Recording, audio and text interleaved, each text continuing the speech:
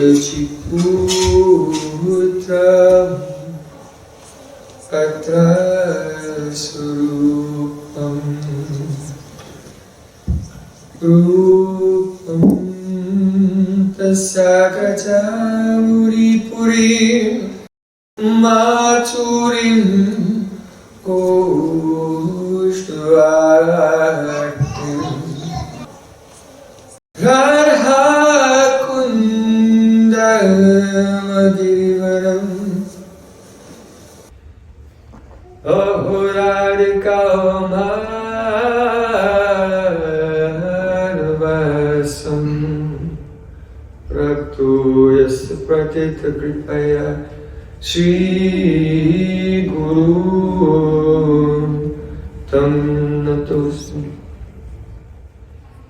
Gurave Gaurachandra Radhikai Tadale Krishnaya Krishna Bhaktai Tad Bhaktaya Namo Namah Ananda Lila Maya Vigrahaya Hema Bhadyabhyascha Visundara Tasmai Mahaprema Rasapradaya Chaitanya Chandraya Namo Namaste Chaitanya Chandraya Namo Namaste Chaitanya Chandraya Namo Namaste Bhakti-abheda aparada lakshe Chilkastika-hamari karam pamati Vipahamayitam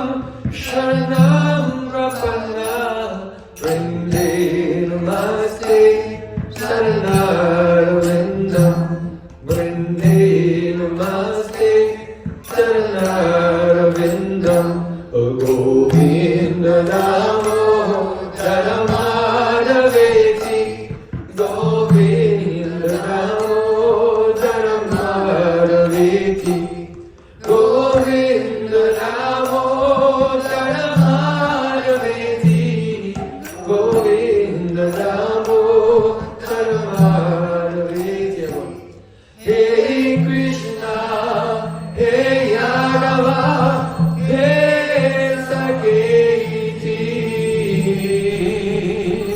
Govinda Namo Dharamadaveti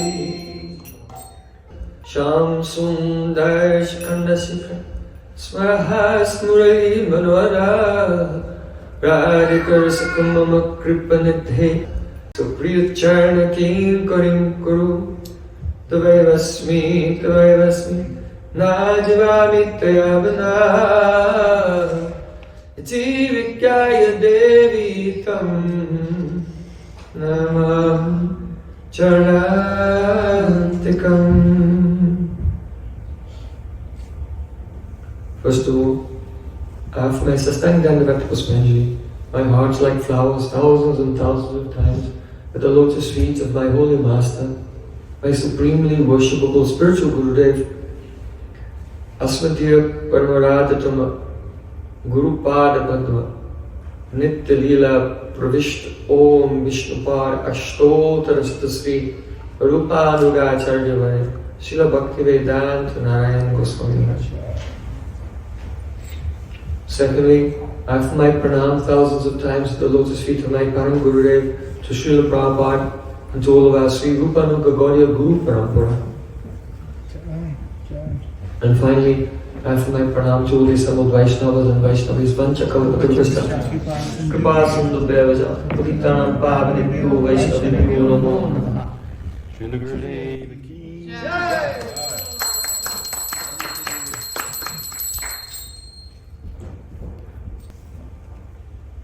Saptam Goswami, Srila Sachidananda Bhaktivinoda Thakur, he has composed so many prayers, songs, and divine literatures. His writing is not like that of some creative artist or novelist. but rather, just as Srila Vyasadeva, he went into samadhi, into trance.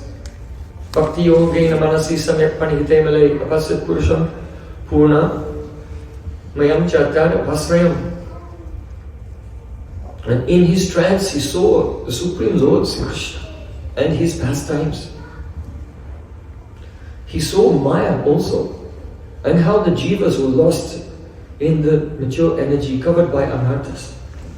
And he could understand how they can be delivered from the mature energy and transferred into Sri Krishna's eternal pastimes through the medium of Harikatha.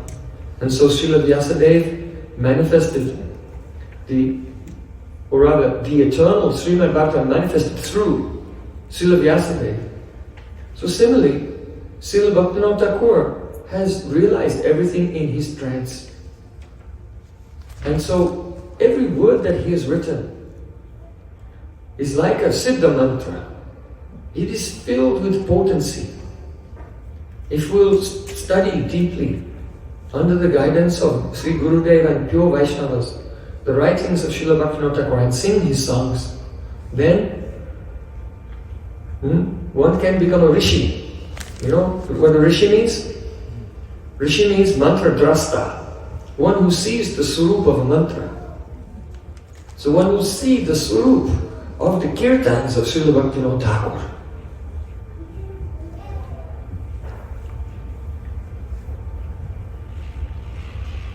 This festival is the Vrindavana Amrita festival.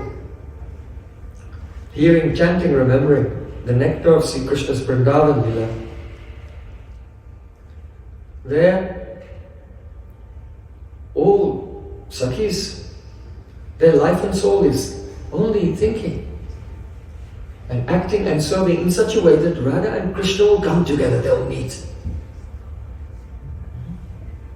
This is to remind us of this. We put on our tilak every day. On one side represents Krishna. The other side line represents Radhika. So they are parallel, they're not meeting. But everything which is in the way of their meeting, you have to remove. All anyabhilas, all other desires, all obstacles, go. And then, these two are meeting where this is Tulsi leaf represents Vrindadevi, Vrindavana. So the tilak is the emblem of the desire. May Radha and Krishna meet in Vrindavan. Sri Krishna virahe radhikara dasha amito sahite nahare jugalam milan sukir karan jivana charite padi. Srila Bhaktivinoda Thakur, in the avesh of his spiritual form as Kamal Manjari, she's saying, the condition that Radhika is in of separation, when she cannot meet with Krishna, I cannot tolerate her separation. In order to bring Sisi Yugal Kishore, Shama and Shama together, then I am ready to give up my life hundreds of times. Even. So this meeting of the Radha and Krishna is the life and soul of the maidservants of Radhika. So every day, Srila Bhaktivinoda Thakur gives us the opportunity in the Mart, in the evening arti. First is Gora Arti, and we worship Sri Chaitanya Mahaprabhu. His arti is going on at the bank of Jahnavi, the Ganges in Navadvip Mayapur. And then, by the mercy of Chaitanya Mahaprabhu, at the end, then we sing this kirtan. Srila Bhaktivinoda Thakur, the Yugal Arti, Jai Jai Radha Krishna Yugal Milan. Jai Ho Radha Krishna Yugal Milan. Jai Ho Radha Krishna Jugal milan, arati karai lalitari sakhigan, arati karai lalitari sakhigan. Jai, and then Jai. One Jai is not enough. Because the ecstasy of Srila Bhaktivinoda Thakur, we should think, not Srila Bhaktivinoda Thakur. That means he's not in the sadhaka vesh, he's not absorbed in being a sadhaka, in being acharya. He's absorbing siddha vesh as Kamal Manjari. So she is Jai, Jai. How glorious, glorious, glorious. Is this Radha Krishna Jugala Milan? The meeting of Radha and Krishna. Why? Because we were discussing yesterday. What is it that Cupid, the weapons of Cupid by which he increases the intensity of love? So one is the Yatschamito Durlabhata. Durlabhata means inaccessibility. It's very difficult for Radhika and Krishna to meet. And in that time, Yugayatam Nimeshena Chakshusha Praprashaitam Shunyayatam Jagat Sarvam Govindavirahena.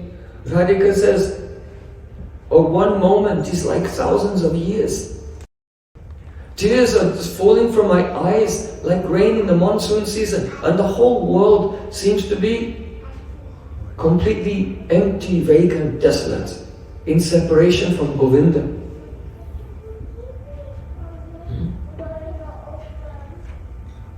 This is one of the meanings of Parakya. Parakya means that there is a relationship between Krishna and a gopi who is, according to the Lila, married to someone else. So she is para, she is not swa. Swa means own, para means belonging to another. But there's another meaning of the word parakya. Srila Gurudev described, which is very sweet. That is that Bhagavan, in his Aishwarya feature, is Atmaram. So he has the quality of Atmaramata, the quality of being self-satisfied. He takes Ram, pleasure in himself. So God is Atmaram. He has Atmaramata, the quality of being self-satisfied. That is God's feature of Aishwarya. On the other end of the scale, there is the complete Madhurya, and it's a scale. There are pastimes with different prakash, everything in between. But the extreme other end of the scale is the quality of Pararamata. Pararamata means that Krishna cannot find any happiness at all. Not even one atom, not one drop of happiness by himself, without Radhika. So Pararamata means that he is the opposite of self-satisfied. He's entirely dependent for his happiness on the other para, the other person. So, those see Krishna as many forms, there are many prakashas, many dhams where his Lila is going on. The highest dham,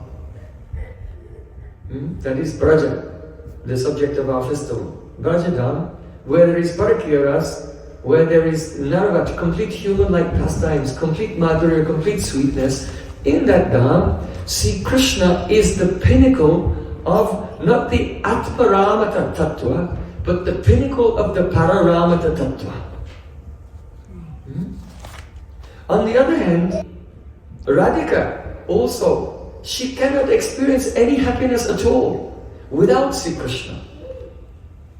So she is also one, the Pararamata Tattva, but the Ashray, the Pararamata Ashray Tattva. And Krishna is the Pararamata Vishay Tattva. So, when these two personalities who cannot experience the slightest joy without each other, when they meet, then there's an explosion of joy. And so, the rasa coming from the loving relationship between the two Pararamata Tattvas is called Bharagya. So their meeting is most wonderful. Na bina vipralambena sambhoga pushtim ashnute. But he said that without separation, then meeting cannot be nourished to its highest point. So Jai Jai Radha Krishna Jugal Milan is Jai Jai. Oh glories, Radha Krishna have met. That means just now they have met. But before that they were not meeting. So here is the explosion of joy after separation because of durlabhata, the inaccessibility, the difficulty to meet. Srimati Radhika herself has said, Loka doyat sojanata parata suthoba prana priyad apisumeri samaya disyuhu kleshas tadapyati bali sahasa vijitya Premaya vatan hariyubani vapushtineti. Radhika said that in my loving relationship with Krishna, there can be many obstacles. And these obstacles are different types. Loka doyat. There may be some obstacle caused by something in this world or something beyond this world. The devatas can make obstacles. The devatas she may want to go to the forest to meet with Krishna, but there's a very heavy storm. Loka doyat swajanata. Obstacles may be made by one's own associates. Parata. Obstacles may be made by the anti-party, other persons outside of one's group of Sakhis. Swatoba. One's obstacles may be made by oneself even.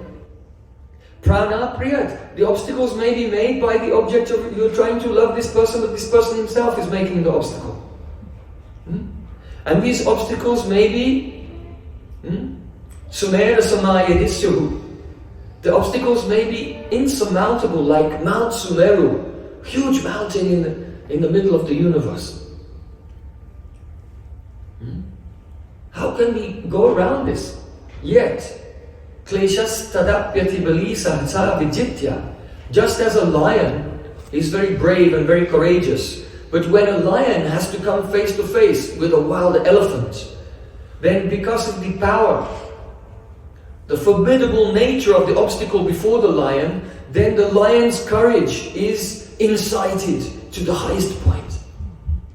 So in the same way, just as the courage of a lion is incited by having to face a wild elephant, so in the same way, Prem is not discouraged. Actual Prem is not discouraged by obstacles, but rather Prem is inflamed, becomes nourished and stronger and stronger.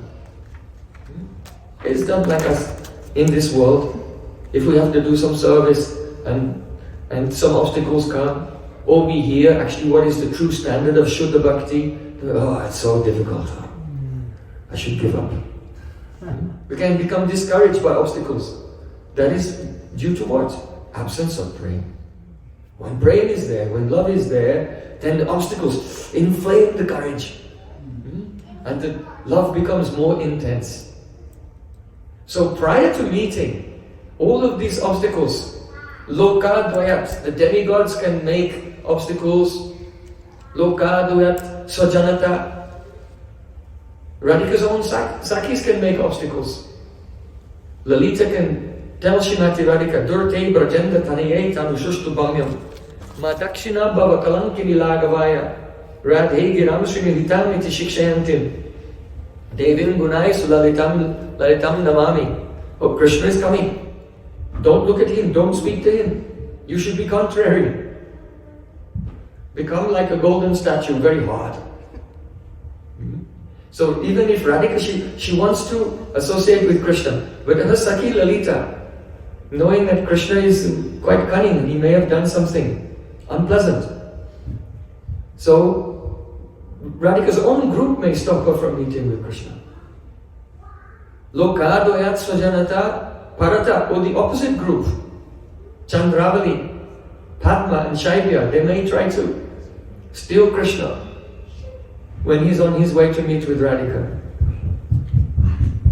Lokadoyat Swajanato Parata Swatova. Radhika herself can make obstacles because her Prem has a life of its own. She cannot control it. Shringaryani Bhavatim Abhisaryani Vikshaiva Kanta Badanam Parivritti Yantim Dritvam Chalena Harisani Dimaniyani Samprapya Tajma Sudamar Shita Bhavani. Oh, when Manjari has decorated Radhika from head to toe and he's taking her on Abhisar through the forest at night to meet with Krishna. But when they arrive at the Sanket, the appointed place, then the moment Radhika sees Krishna, she suddenly changes her mind and turns around to leave. This is an example of obstacle caused by oneself. She suddenly changes her mind. Because Prem is so crooked, like the movement of a snake. And then that maid servant, she spent so much time decorating Radhika, and now all this decoration is for nothing because she's leaving. So she catches Radhika by the anchal and pulling her towards Krishna. And then Radhika Krishna is seeing this beautiful spectacle of Radhika trying to leave and her Sakhi trying to pull her the other way, and Radhika is waving her finger. Tajni Sodam Risita Bhavani, waving her finger and saying, let go of me. I am not like you. I am a very religious woman. I am very dharmic. So the obstacles can come in so many forms. From the demigods, from one's own group, from the opposing group, from Jatila, Kutila, from even oneself, and even from Krishna. Krishna himself can make obstacles. So finally, when all of these obstacles have finally been overcome, and the meeting is on, Jayo Jayo Radha Krishna Jugalam Lan, Jayo Jayo Radha Krishna Jugalam Lan, Arati Karai Lalita Sakhi. Everyone is favorable. Krishna is favorable, Radhika is favorable, the demigods are favorable, all the Sakhis, Lalita, everyone is favorable. Lalita wasn't favorable before, but now what is she doing? Arati Karaya Lalita Sakhi. Before she was telling Durate Brajendra Tanya, don't talk to him. Now Lalita has sat them down on a beautiful singhasan and she's offering arti. So Jai, not once, twice.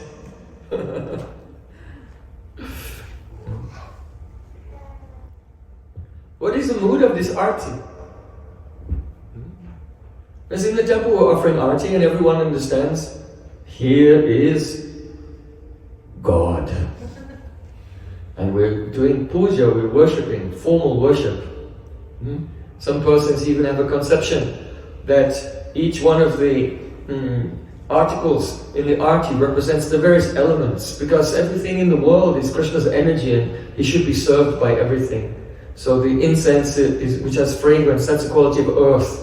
So we're offering to Krishna the earth element, the water element, the fire element, the air element with the fan, like this. So people have some idea like this, that you have to worship God and everything is used in His service. And metaphysically speaking, it's okay. But this will not get one very close to Vrindavana, this mood. The mood of Vaidhi Bhakti. In Ragamart, one has to follow the associates. What is the mood of the Sakhis when they're offering arti to Radha and Krishna? You see? Even Madhya Yashoda, when Krishna returns in the evening from taking the cows to graze, Madhya Yashoda and all the elderly mothers, they also offer arti to Krishna. So it cannot be because they think he's God. So there's another meaning to arti. Arti is a reception. When you receive someone, you welcome them in this way. But the bhav of when a person is offering arti is that, oh my beloved, more dear to me than my pran, Whatever obstacles may come, you have overcome so many obstacles to be here together. But in the future, if any obstacles will come, due to fate, then let all those problems, let all those obstacles, may all those difficulties fall on my head, but let you be free from all inconvenience. You should not suffer. So when the Sakhis are offering arti to Radha and Krishna, they're offering their own lives. This is a gesture.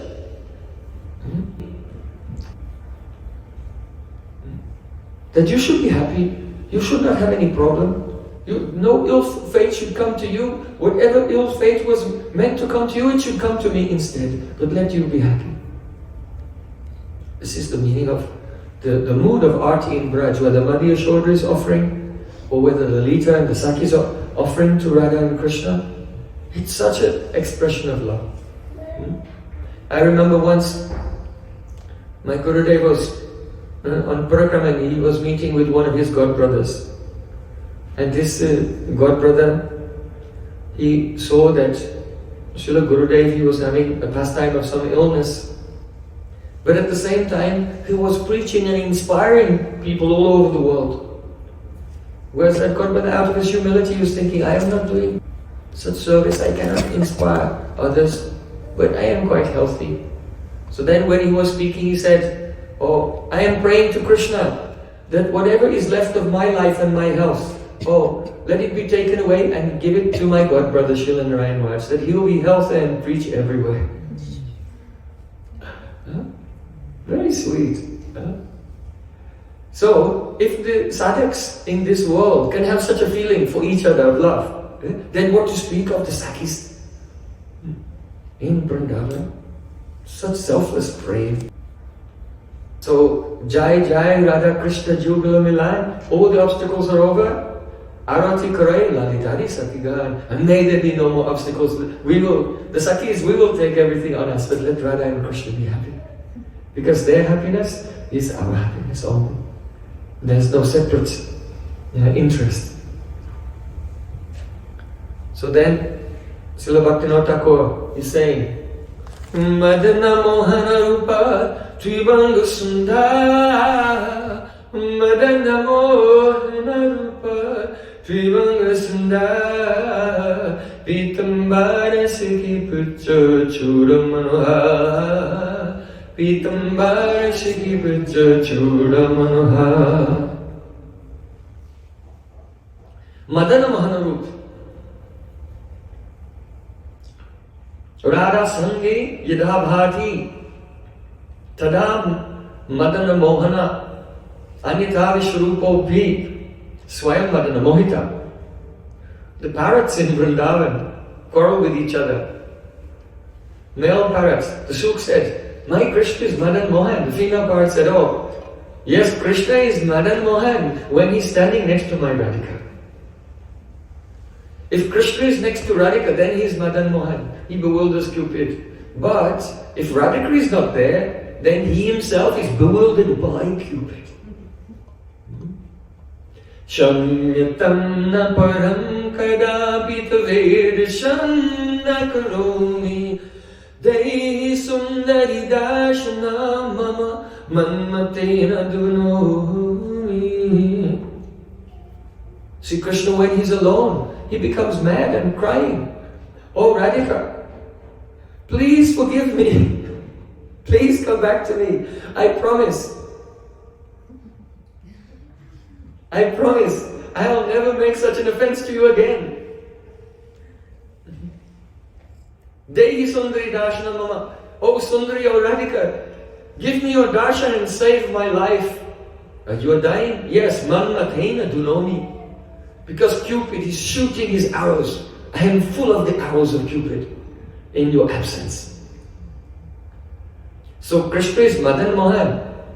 Krishna is beautiful. But when he's next to Radhika, he's more beautiful. Why?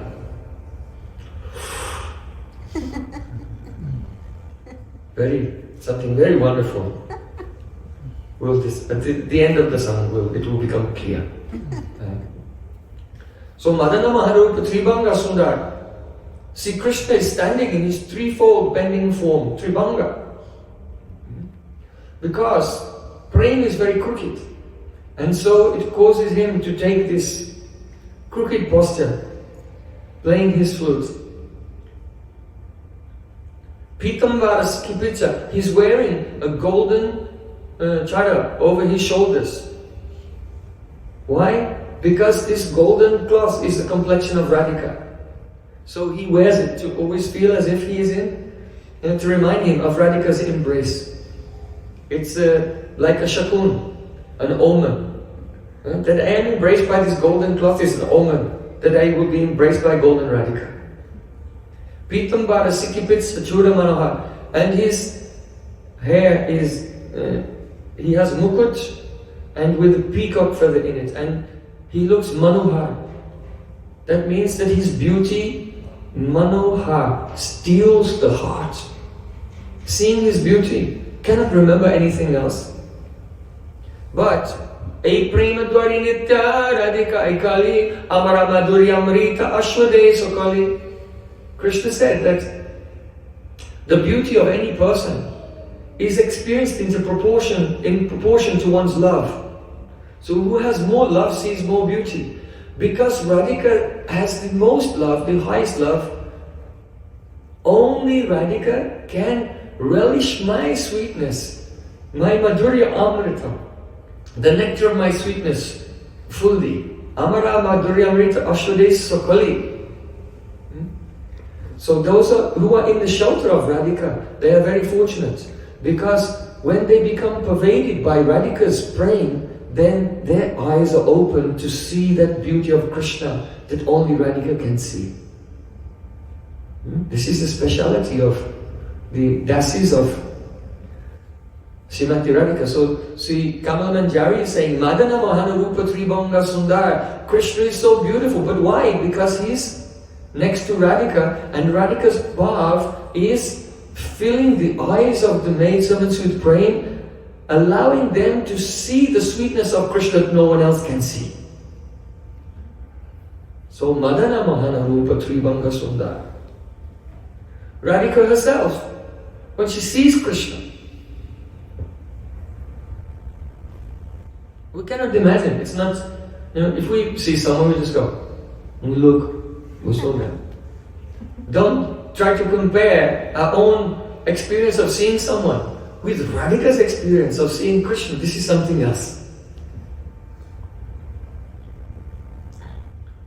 Radhika said, Saundaryamrita Sindhu Bangalalana Chittadri Samplavaka Kana Nandi Sanarma Ramya Vachana Kotindu Sitangika Saurabhyamrita Samplavarta Jagat Piyusha Ramyadara Sri Gopendra Sutasa Kashti Balak Panchin Ryanyaline. Saundaryamrita Sindhu, the beauty of Krishna is like an ocean of nectar. Chittadri Samplavaka. And the chitta, the hearts of Braja Gopis are very firm, very steady. They have composure, they have inscrutability, they have the gravity.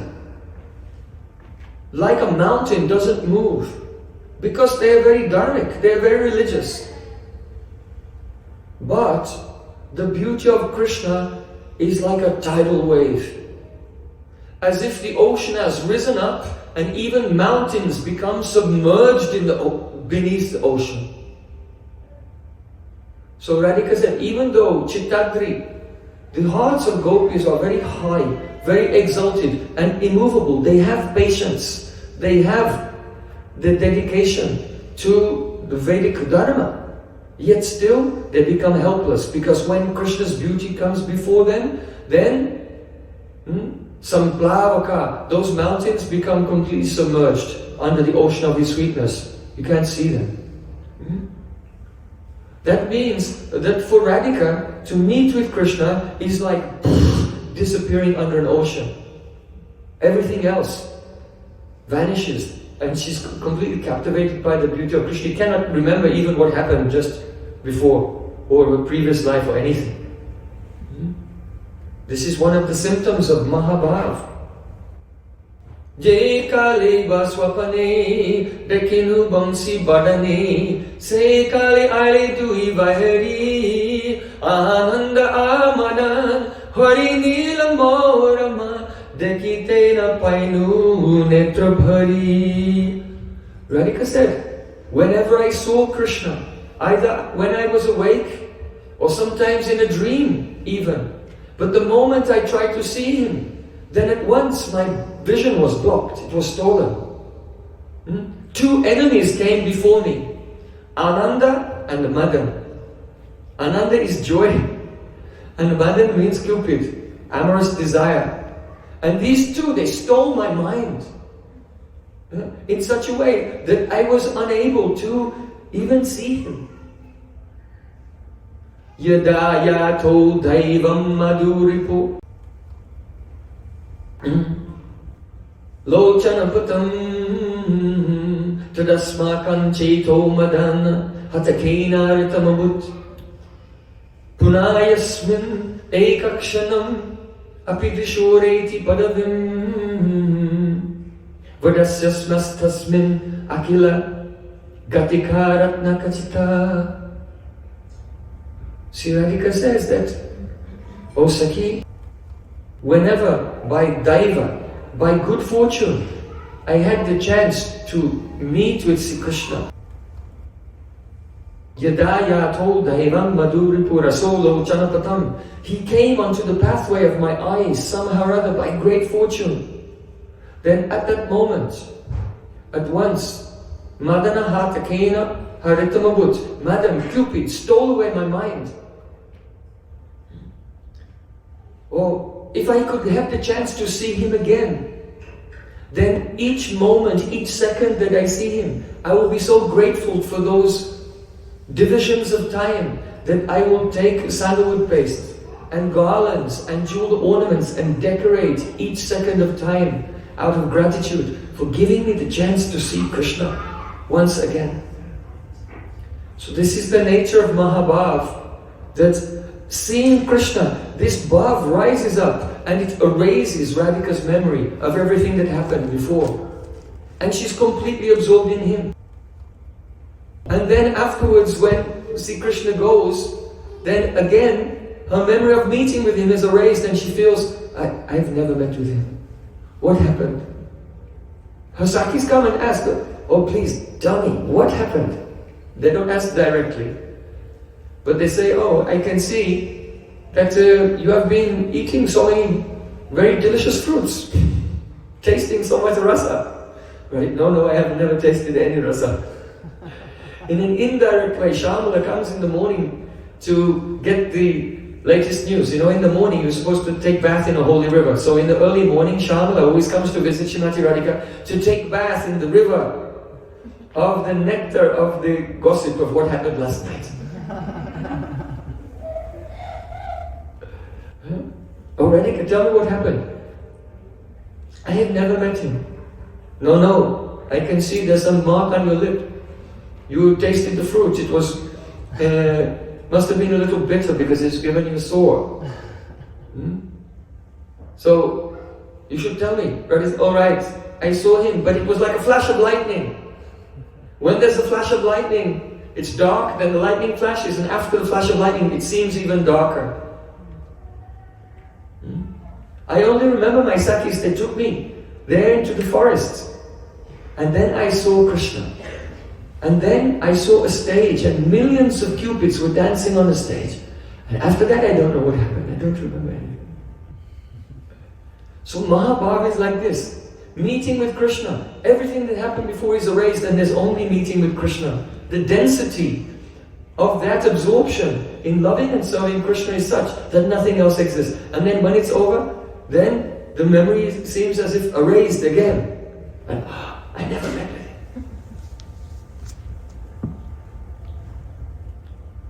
This is why it is Krishna's beauty is Manava, steals the mind. So Saundaryamrita Sindhu Banga Lalana. Seeing the beauty of Krishna is like the mountain of the hearts of the gopis just disappearing under a tidal wave of nectar. Gone. What happened? Kana Nandi Sanamya Ramya Vachana Kotin Dusi Kandika. And the words of Krishna, the joking words of Krishna, they're so sweet, like nectar. The touch of Krishna is more cooling than 10 million moons. The fragrance of Krishna. Upon taking the fragrance of Krishna, it seems as if the entire universe has taken on that fragrance. Everywhere they go, the gopis, they can only smell the fragrance of Krishna.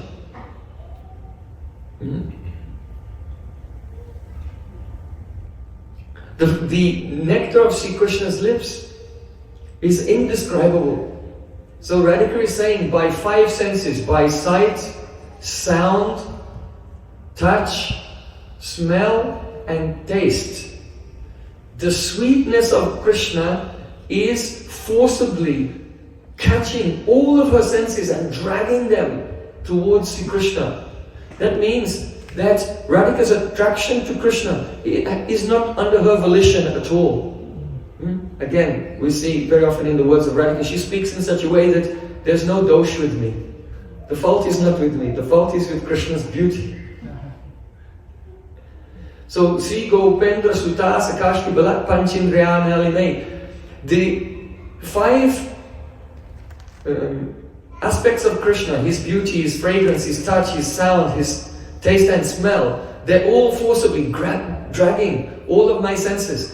And so the 5 senses they're organized by the mind. Manashastrandriyani praktistani karshati.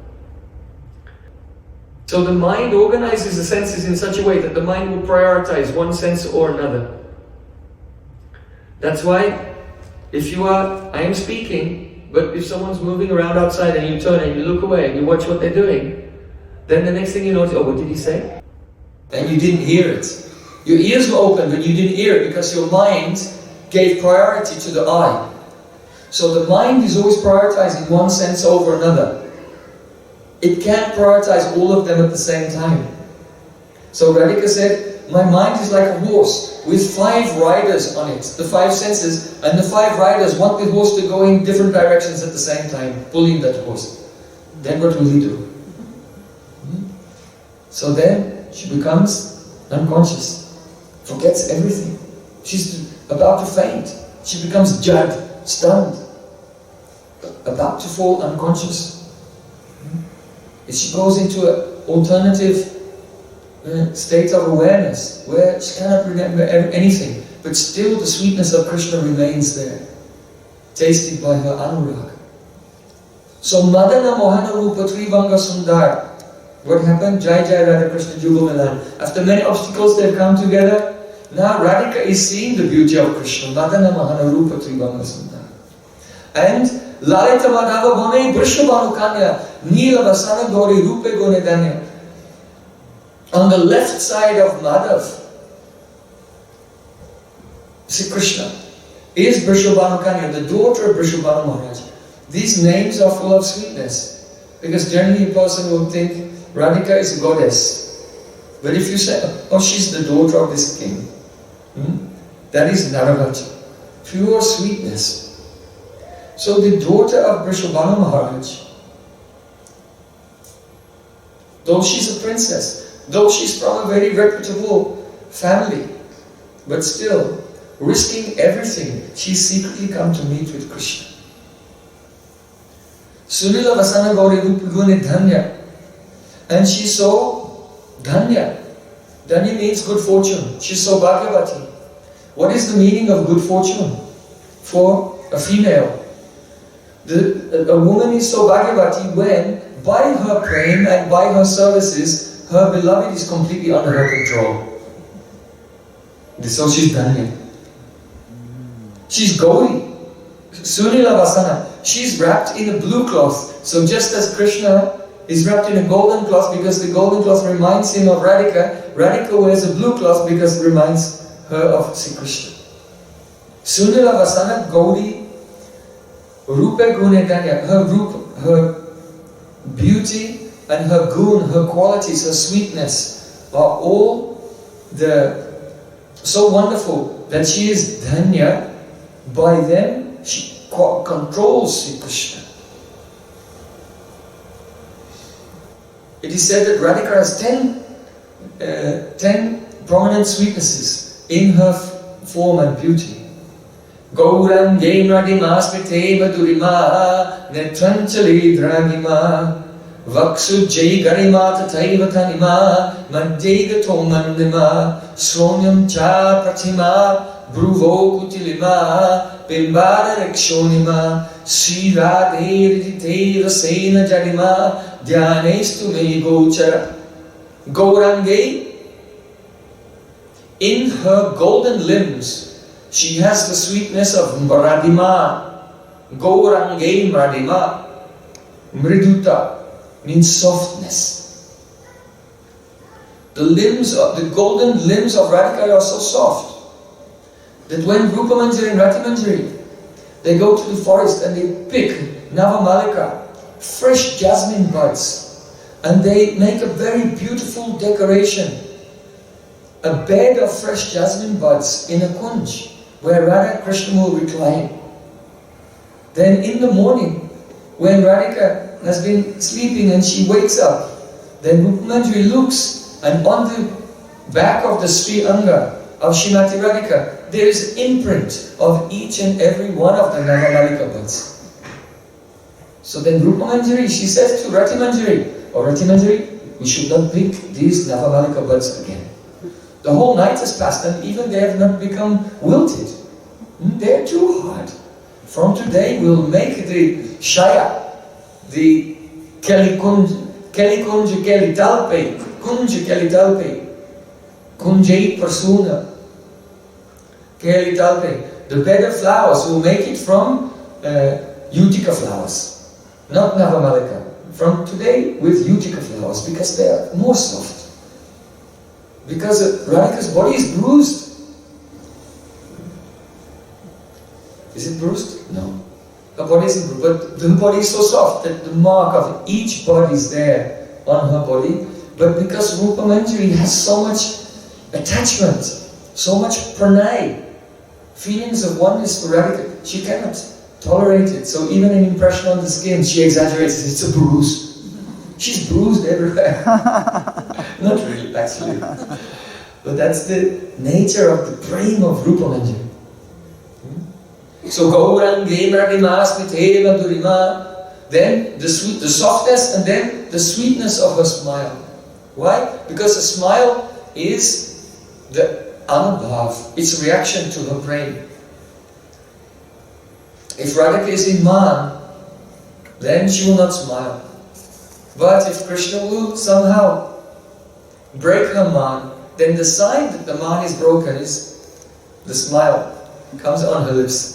So this is very sweet. Now Radhika is relenting in her resistance and agreeing to meet with Krishna. So her smile is sweet. Netranchale dragima. And the dragima, that means the dirga, how her eyes are so long, very, very long, with black kajal reaching almost to her ears. Krishna thinks that, oh, just see, by her sidelong glances, Radhika is sharpening the arrows of her glance upon the stones of her earrings, because her earrings have the jewels in them. So just as an archer before the battle, he takes his arrow and he sharpens the arrow on the stone. So it is as if Radhika by her glance is sharpening the arrow of her glance on the jewels, on the stones of her earrings. But in a battle, you know, a Kshatriya may be shot and he'll just pull it out and keep fighting. Unless there's poison on the tip of the arrow. So Lalita has given black kajal. This black kajal is like the poison on the tip of the arrow of Radhika's glance. So when she shoots that glance in the heart of Krishna, then there's a 0% of survival, chance of survival for Krishna. Yes, kataksha shara gata vimurchitasya. Krishna will faint from the beautiful glance of Radhika. There's a big difference. When Krishna is meeting in a kunj with Radhika, in the loving pastime, sometimes Krishna may faint. Sometimes when Krishna is meeting with other gopis like Chandravali, in other groups, Krishna may also faint. But there's a big difference between Sri Krishna fainting in the kunj of Radhika and Krishna fainting in the kunj of Chandravali and other gopis. If Krishna is fainting in the kunj of Radhika, it's because he was shot by her glance and he overwhelmed by her prem. And if he faints in the kunj of Chandravali or another gopi, it's because he was remembering the glance of Radhika. So don't try to equalize Radhika with anyone. So Gauran Gay Radimas Pite Mudina Natrantale Dragima, the length of her eyes, the extension of her eyes, Vaksu Jay Garima, the garima, the weight, the heaviness of her breast. Vaksu Jay Garima, Tathaiva Thanima, the Thanima, that means the narrowness of her waist, very, very narrow waist. Madhye Gato Mandima, and the slowness of her gait. She walks very gracefully, Gajagamini, moving from side to side like this. Why Sronyam Cha Pratima? Because her hips are very broad. Bruvo Kutilima. And her eyebrows are very, very arched, long and arched eyebrows. Bimbada Rekshonima. And her lips are very red. And Si Radhe Rite Rasena Jadima.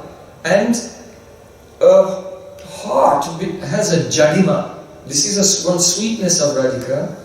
The sweetness is Jadima, that she becomes stunned and forgets everything. Jadima is a state that takes place just before fainting.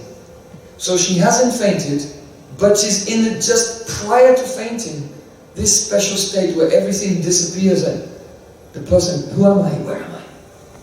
So this is the sweetness of Radhika. So when Radha and Krishna meet, then Krishna sees all these sweetnesses of Radhika, and especially that she's becoming about to faint. That's why we see sometimes when Radhika meets with Krishna, Lalita Saki will say, "Oh Radhika, he's a dirt, he's a cheetah, he's very bad," and criticize Krishna. She's not saying it only because Krishna is something. It's really true sometimes. But she's saying it to try to break Radhika out of the spell. Because if she'll come to Krishna and just swoon, Krishna will think, "Oh, that was easy. Come on, let's go." So the Sakis, they don't want Radhika to be easy. She has to be hard to catch. That will increase Krishna's eagerness. So sometimes the way that the Sakis speak with Radhika is to stop her from fainting, because then Krishna will get the impression that she's easily available. Like Chandravali. And we cannot have that. Krishna had thinking that way. So these are the sweetnesses of Radhika. Lalita Madhava Bhame Vrishabhanu Kanya Sunina Vasana Gauri Rupe Gunidanya. So then Srila Bhaktivinoda Thakur is saying, Nanavida Alanka Kari Jalma Harimanu Bimohanu Badana Uchva Nanavida Alankara Kori Jalma Harimanu Bimohanu Badana Uchva Jayo Jayo Radha Krishna Jugalamila Aruti Korai Lalita Ji Sakiban Nanavida Alankara Kori Jalma. Kamala Manjari is not finished describing the beauty of Radhika. In one verse she described the beauty of Krishna, but one verse is not enough for Radhika. So now she continues to say, Nana Vida Alankar, that means many different types of alankars, ornaments. Kori Jalamala. Jalamala means glittering, shining, shimmering. Even if Radhika is still, but doesn't look still, there are waves of beauty. This is Jalamala. Radhika has so many ornaments. Earrings, nose ring, chain, the crown, tiara, necklaces, armlets, bangles, finger rings. She has rings on every finger except for the index finger and thumb of her left hand. On her thumb, she has one ring, and on this ring there's a little mirror. So just like yesterday we were hearing how Krishna, he could not look directly at Radhika because she was surrounded by Devi. So he looked down and then saw Radhika reflected in his costume. So sometimes Radhika, she makes a show of turning away from Krishna. But she can't help it, she still wants to look at him. So she has a little mirror on her thumb ring, so she turns away.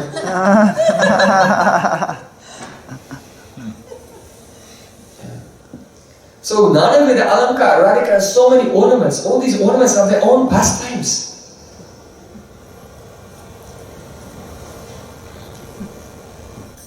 Her ankle bells, toe rings, her waist bells. When her hips are moving, then the waist bells are jingling. And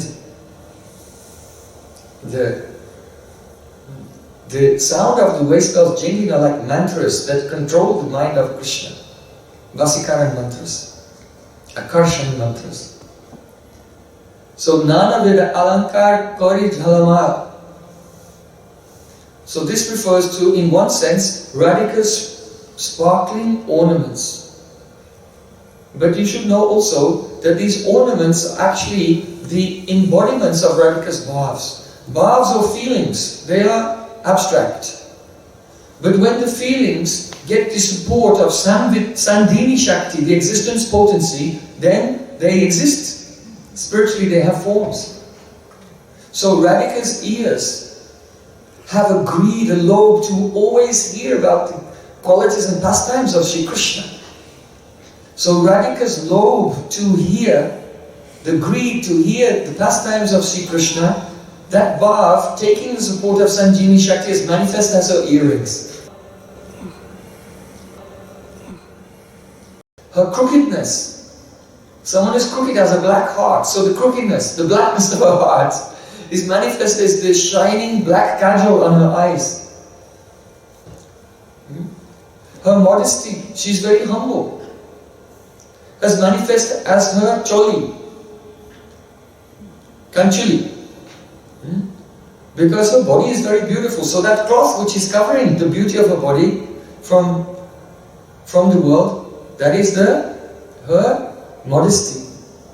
Her skirt, her lower lahanga, is her shyness. So all the bhavs of Radhika, taking the support of the Sandhini Shakti, and the abstract becomes concrete. So these are, all the ornaments of Radhika they're shimmering. Why? Because they're the manifestation of her ecstasies, of love for Krishna. It is said, Damodar Rati Vardhana Veshe, the divesh, the decorations of Radhika are increasing the love of Damodar, Shri Krishna. Krishna is Damodar. It took Madhya Yashoda hours from early morning till noon trying to tie him with a rope. But when Sri Krishna sees Radhika, not even seeing her beautiful ornaments, they're all covered by a cloth as she comes in the night for Abhisar. But only some light of her beauty peeping out from beneath the cloth, and Krishna becomes Damodar, bound in 1 second. So Krishna cannot be attracted by jewelry. Krishna is only attracted by Prem. But the thing is, this jewelry, these are the manifestations of Radhika's Prem. Understand? That's why he's attracted. Sure. In this world, a person may be attracted by someone's clothing and ornaments. But this is only the dim reflection of the actual transcendental reality, when Krishna is attracted by the clothing and ornaments of Radhika, but it's not actually, it's actually the Prem. Only the love. His main quality is Prema Vasyata. He's controlled by love. And Bhakta Vatsalata. He's very, very affectionate to his loving devotees. These are the two main qualities of Krishna. Therefore, Srila Bhaktivinoda Thakur saying, Hari Mano Vimohana Vadana Ujjwala.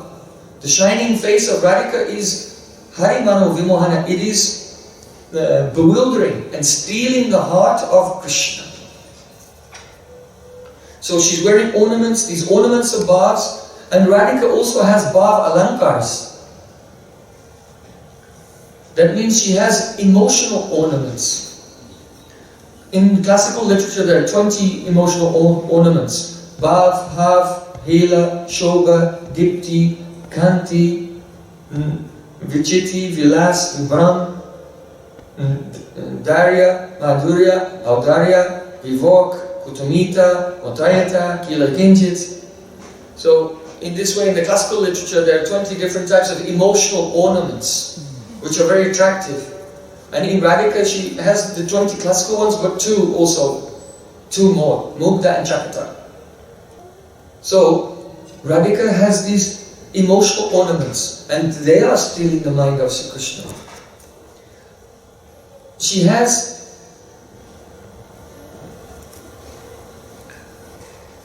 these emotional ornaments are there also because the Sakis who are around Radhika, it will come in the next verse, Vishaka Visaki Gan Nanaragi Gai, that Vishaka and other Sakis are singing songs. Because they sing the songs of Radhika's previous pastimes with Sri Krishna, the emotions which are in that song manifest in the heart of Radhika, and so then she becomes decorated by the Bhav Alankars, emotional ornaments, by her Sakis singing. Do you understand? So that's another way. The Sakis don't only decorate Krishna by taking the ornaments physically with their hands and decorating her, but by singing of her pastimes, of various meetings with Krishna. So then Radhika, remembering those pastimes, she relives them, and all the emotions she was feeling at that time manifest in her heart, and so she becomes decorated with the Bhav Alankars. When the Sakis are singing or speaking, they speak in poetry, and the poetry is covered with literary embellishments. They're also called in Sanskrit alankars, kavya alankar, poetic ornaments. So the Sakis, by their poetic ornaments, decorate Radhika with bhava ornaments. And ultimately, what is the supreme ornament for a heroine? The hero. She looks most beautiful when she is decorated with the Purusha Bhushan. Bhushan means ornament and Purush means the hero, the male. So, here, it has been said before, Lalita Madhava Bhame, on the left side of Sri Krishna, Radhika is there. That means now Radhika is decorated. The Sakis have really fulfilled their service. Why? They decorated Radhika with ornaments. By their singing, they decorated with Bhava Alankar, and then they have brought her to the forest so that she'll be decorated with the supreme Purusha Bhushan, Krishna. So Nana bheda-abheda-tattva kari jalamal. So we can see that Krishna is one type of ornament for Radhika. So because Krishna is moved by the bhavs of Radhika, Krishna is also shining. Krishna is shimmering due to the bhavs of Radhika. Of the 22 bhavalankas, one of them is called Kilakinchit. Kilakinchit means a bouquet of buds, of different beautiful flowers. Because this is not one mood, but 7 moods all together in a bouquet. Garva Abhilasa Rudita Swita Suya Bayakudam Sankari Karnam Hashad Uchate Kilakinchitam. Rupa Goswami describes that the basis of these 7 moods is actually harsha. That means jubilation. Just like if you make a rasagula. The rasagula has so many ingredients. There's some gulab jal, rose water, some sugar, chini, some elaichi, cardamom, some saffron. There are so many ingredients, but the basis is curd of the rasagula. But when all the other ingredients are put together on the basis of the curd, then it makes a new flavor, which is adbhut. Astonishing. So in the same way, on the basis of harsh joy, what joy? Jai Jai Radha Krishna Yuga Milan. The joy of Radhika's meeting with Krishna. Then, if Krishna is naughty and tries to touch Radhika publicly in an inappropriate way, then Radhika, she retracts somewhat from him. And such a look, 7 emotions come on her face at the same time. Garva, pride. Pride means, I am Vrindavaneshwari, I am greater than you. Garva. Abhilash, desire. That means to please Krishna. Rudita, tears are coming in her eyes. She narrows her eyes and her Pakshmankur, the sprouts of her eyelashes are very, very thick. And as she closes her eyes, then the tears are coming out and they just manage to burst through and appear in between the thick lashes of Radhika like jewels. So Garva, Abhilasa, Rudita, Smita, she is crying and smiling at the same time. Asuya, she's becoming hostile to Krishna. Bhai, she feels some fear. Kudha, some anger. But all of these are just the various ingredients, like elaichi, like chini, like gulab jam, like saffron, all on the basis of harsh, the joy of meeting with Sri Krishna. So this is called Kilakinchit Bhav. It's very difficult to understand because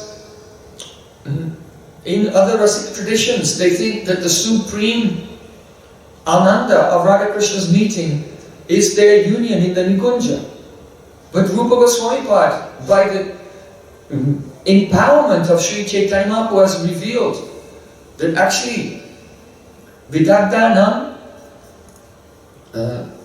Mito Lila Vilasena Yathasukam Natathasam Prayogina Syadevam Rasika Vidu. Those who really know Rasa, they understand that when the hero and the heroine are very artistic and very talented in all the arts of love, when they meet and they play together in that Lila Vilas, there is more happiness than their very confidential union. More.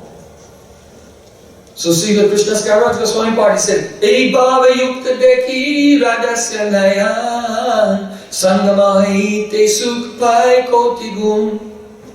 When Sri Krishna sees Radharani's face light up with these beautiful 7 moods simultaneously, then Sri Krishna experiences 10 million times more happiness than his confidential meeting with her.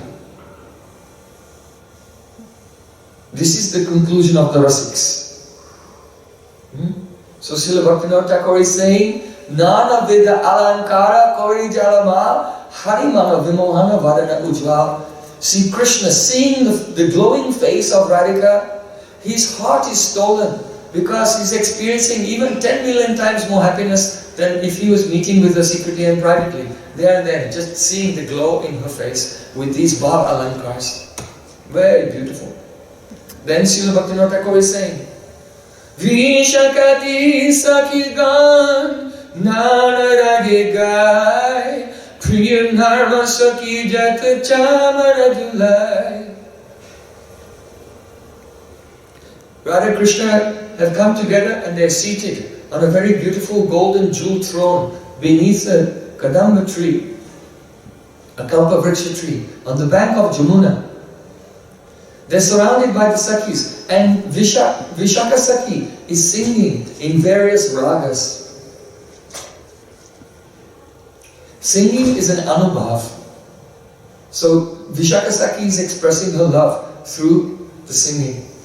And Priyanama Saki Jata Chamaradulai. The Priyanama Saki means the Palyadasis, the Manjaris.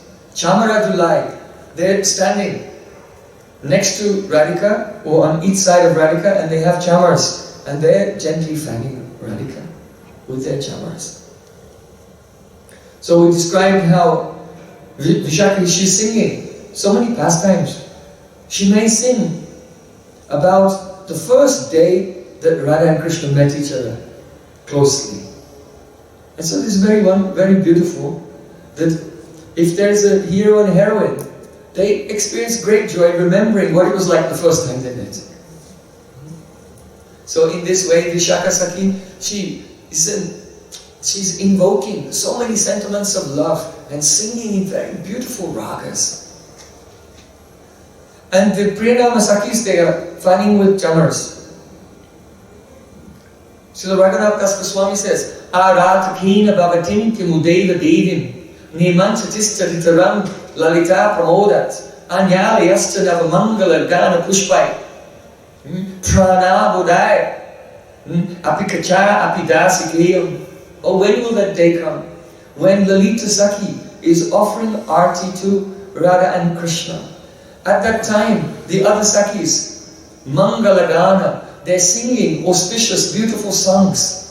Other Sakhis are showering flower petals. Jai Jai Radha Krishna Jugam. And flower petals are falling on Radha and Krishna.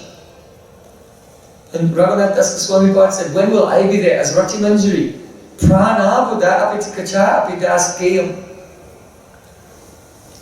There's a wonderful bhav in this Chamar Seva.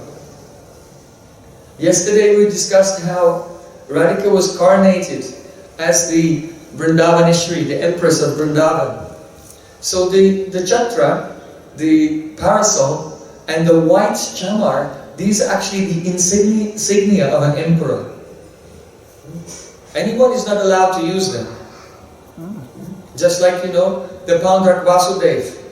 His servants were fanning him and he sent a message to Krishna, I am the real Vasudev. So you should give up the white parasol, the chatra, the white umbrella, and give up the white chamaras. I am the real emperor. So these are the insignia of emperor. Anyone can use them. So when the manjaris are fanning Radhika with the chamar, they do it with such pride. Oh, my Radhika is Vrindavaneshwari. Not Chandravali, not Bhadra, Shaibya, Padma, or anyone. Only Radhika is the empress of this Vrindavan. And also, you know that the chamar, it has thousands and thousands of hairs, white hairs. It's the yak tail. So they have a mood that each one of these hairs is my pran. Because in your body you have 72,000 nadis. Sushumna Nadi, Ida Pingala, and 72,000 nadis all over the body by which you are alive. And the pran is moving in those nadis, in sutras, in like threads everywhere. So the manjaris, they think, oh, this chamar is like my 72,000 prans. And by that, I am worshipping Radhika. So Raghunath Das Goswami says, Prana Abuddha Apitikacha Vidasikeyam. By my Prana Abuddha, by millions, not 72,000, Arbuddha, by millions of prans, may I worship Radhika.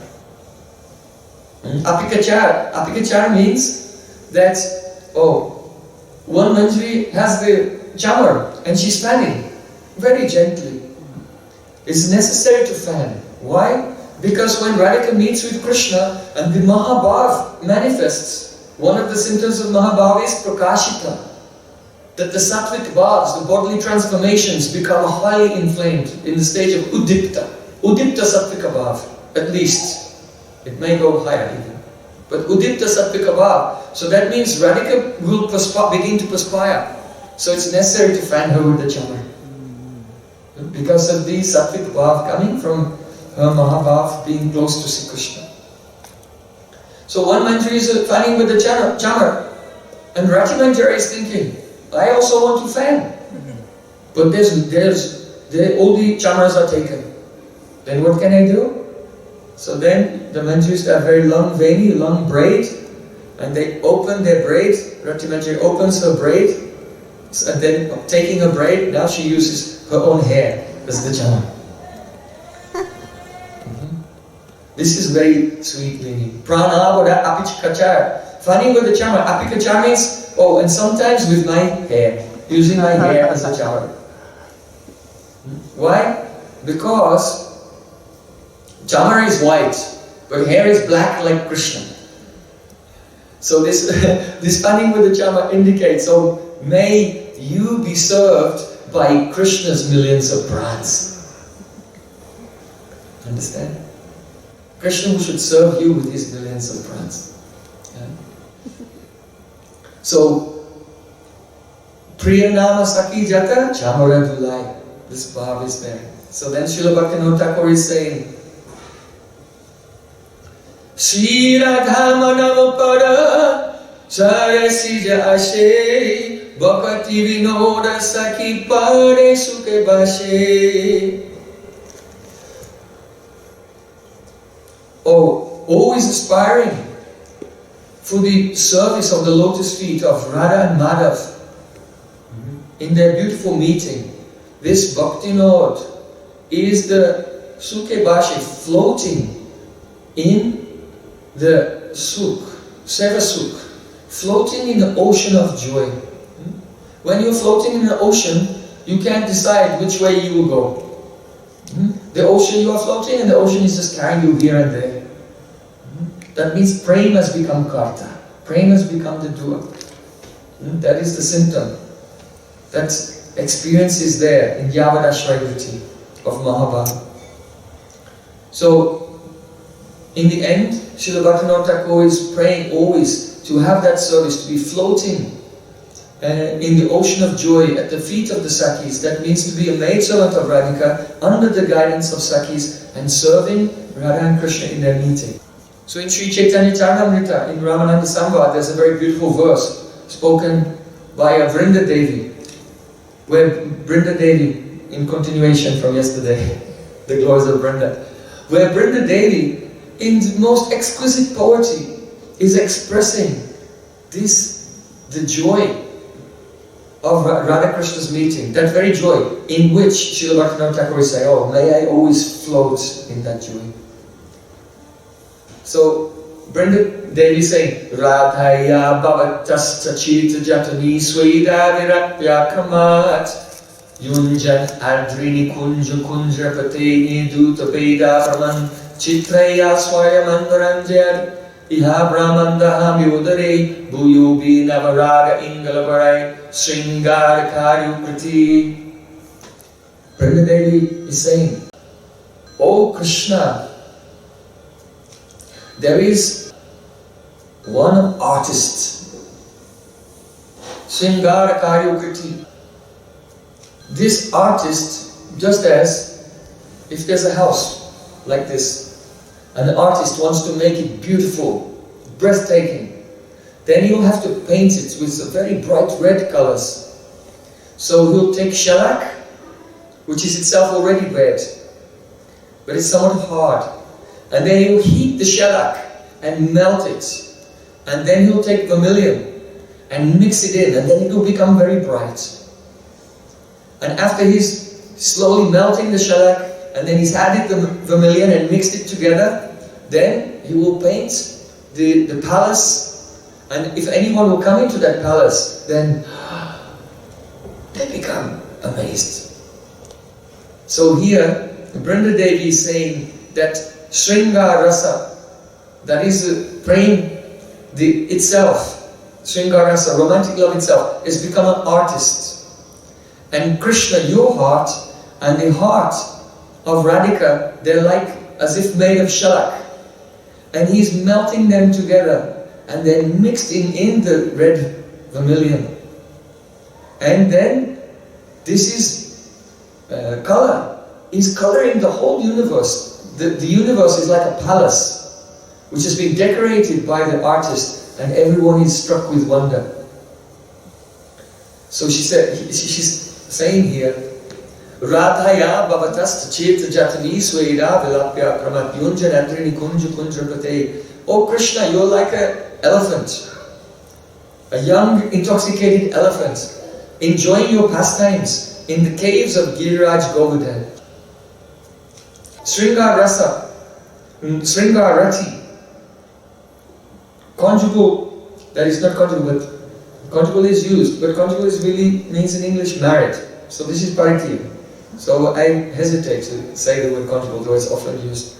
So the romantic love itself is like a personality who has melted the shellac of your hearts through the heat of your perspiration, the heat of your own perspiration. He has used that as the fire to melt the shellac of your hearts.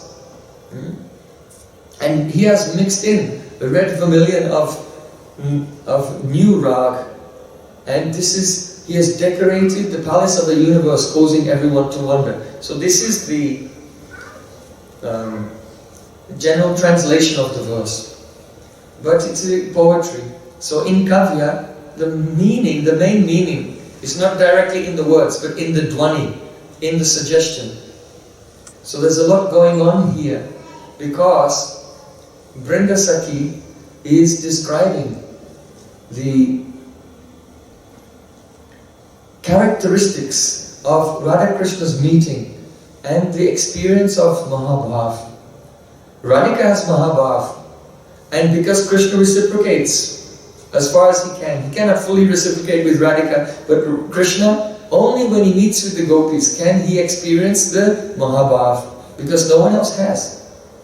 But only when he meets with Radhika can he experience his highest experience of Bhav, Modan, Mohan, up to Mohan. And Madan he cannot experience for himself, but he experiences the influence of Radhika's Madan Bhav on him. So with Radhika there's such an experience of Prem that he cannot have with anyone else. Now, in the Mahabhav of Radhika, it's to be understood that all the characteristics of the other bhavs leading up to that are included. They're included in it. And not only that, but each of the levels of Prem that Radhika experiences is not equal to the same level in another gopi. Why? What I mean to say is, let's say there is a stage, Prem, Sneha, Man, Pranay, Rag, Anurag. So Chandravali can also have Prem, Sneha, Man, Pranay. So don't think that Radhika's Prem, then Chandravali may have Prem, then Radhika can have Sneha, Chandravali can have... But Radhika's love goes further. Where Chandravali's love cannot reach, Radhika's love goes further. No, not only that. Even in the lower stages, before Radhika goes to the levels of love that no one else can go, even before that, each level of her love is superior. Radhika's Prem is superior to Chandravali's Prem. Radhika's Sneha is superior to Chandravali's Sneha. Radhika's Man is superior to Chandravali's Man. Radhika's Pranay is superior to Chandravali's Pranay. Everything is superior. Why? Rupa Goswami said, Sava Bhava Gamolasi Madano Yam Parakpara Rajate Ladini Saro Radha Evam Radhayam Evaya Sada. He's saying that this Madanaki Mahabhav, the highest love of Radhika, is always in her. It's always in her. Then one may say, but we don't see that she's manifesting the symptoms of that Madan all the time. Yes, because this Madan Bhav is always in Radhika, but sometimes it is Antar Prakash and sometimes Bahi Prakash. It is always shining inside, but it is not always revealed outside. So when the other levels of love of Radhika are manifest, her Prem, her Sneha, her Pranay, her Rag, then Sava Bhavat Gumalasi. The meaning is that Radhika's Madan Bhav, it ullas, it illuminates and expands all the other moods. So that's, when Rupa Goswami said this, he has two meanings. One meaning is, in Madan Bhav, all the other moods are included. And the other meaning is, if Radhika is not manifesting Madan, she's only manifesting some Prem or Sneha or Pranay or Rag, then that Rag itself is illuminated with a speciality that other gopis don't have because of the Madan in her heart. So that Madan in her heart, which is Antaprakash, shining within but not shining out, the Bhav which is shining out is also ullasit, also illuminated to a certain degree by the presence of the Madan within. And therefore any stage of Radhika's Prem cannot be compared to any stage of any other gopis. Is it? Try. Yes? Quote it? Yes? So Sava Bhavat Gamalasi means in the high stage all the bhavs are included, or it means in the other stages leading to that, Radhika's each stage of praying is special because there's an inner illumination of the Madan which is present in her, which gives it some Vaishishta, speciality over the same stages when they appear in other gopis.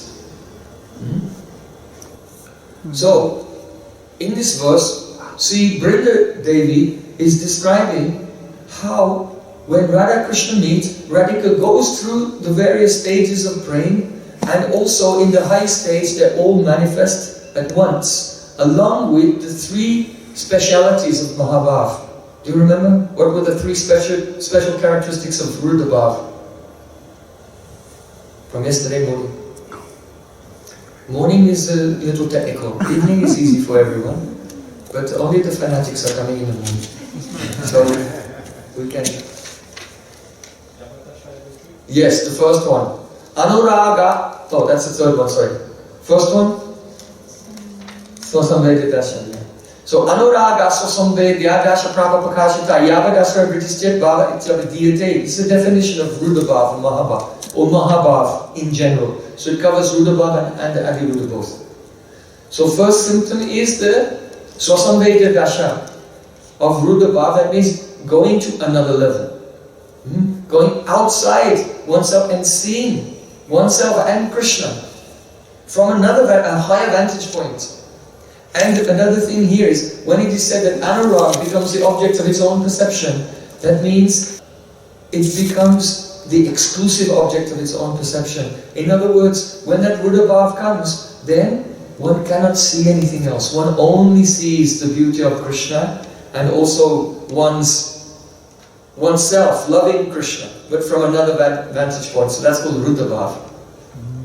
So from that you can try to guess what Adi Rudabhav means. The Adi Rudabhav is again another. That means, because Adi means having as its object. So that praying which has as its object Rudabhav is called Adi Rudabhav.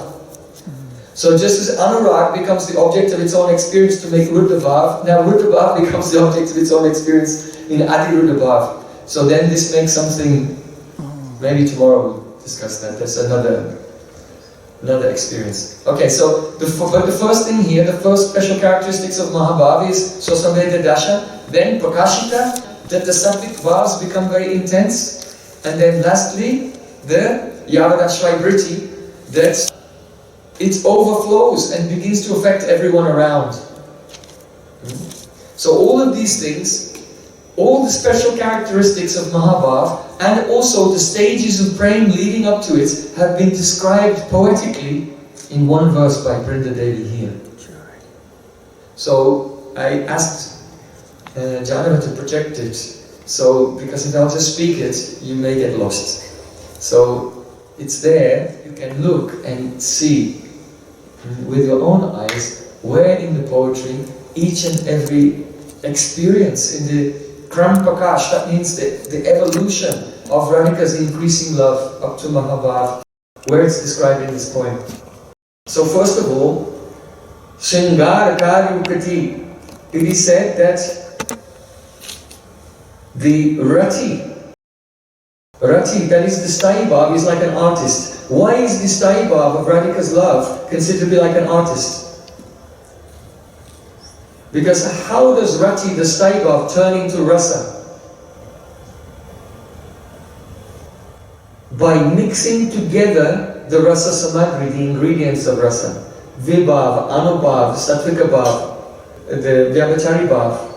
By mixing together these other four ingredients, then the Staibhav turns into Rasa. And this is why Vrinda Devi is saying, the Rati of Radha and Krishna is like an artist.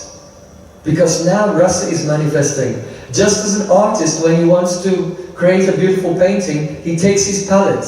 And on the palette he has so many colors. They're the ingredients. And with his brush, he takes some of this color, and he mixes it together and makes the exact color that he wants.